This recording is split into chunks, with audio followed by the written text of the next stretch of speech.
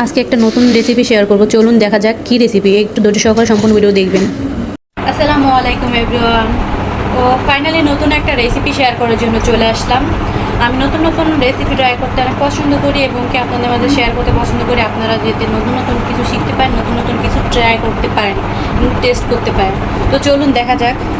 তো সেই জিনিসগুলো হলো এগুলো কিন্তু আপনারা দেখে থাকবেন আপনাদের বাড়ির আশেপাশে এই ধরনের ফলগুলো হয়ে থাকে। এগুলো চিনে কিনে যায় না, আমাদের বরিশালের ভাষায় এগুলো ভেন্না।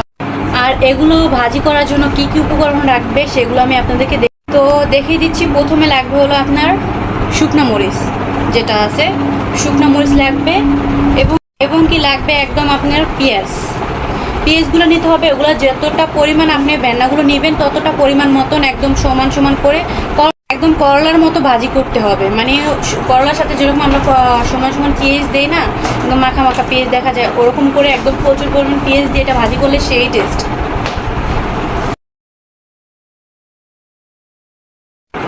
তো আমি আপনাদেরকে দেখিয়ে দিলাম, এই যে দেখুন সবগুলো একসাথে নিয়ে দেখাচ্ছি। এই যে এই সব উপকরণগুলো লাগবে ভাজি করার জন্য এবং কি আপনার কীভাবে ভাজি করতে হবে সেটাও আমি আপনাদেরকে দেখিয়ে দিব। তো চলুন কীভাবে ছড়তে হয়। এভাবে একটা একটা করে এভাবে সবগুলো ছিঁড়ে নিতে হবে, ছিঁড়ে সবগুলো ধুয়ে নিতে হবে পানি দিয়ে। তারপরে দিয়ে দিবেন একটু লবণ দিয়ে এভাবে হাত দিয়ে একটু চটকানোর পরে তো আমি সুন্দর করে এভাবে কেটে নিয়েছি। দেখেন চিংড়ি মাছ নিয়েছি, ছোট চিংড়ি ছিল না, শুকনো মরিচ আর নিয়েছি কাঁচা মরিচ।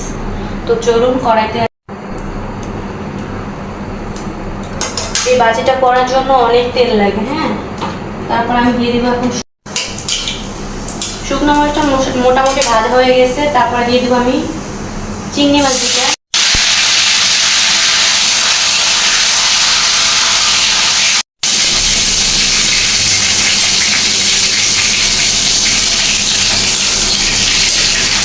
তারপর আমি দিব কুচুয়ে রাখা সেই ভেন্নাগুলো।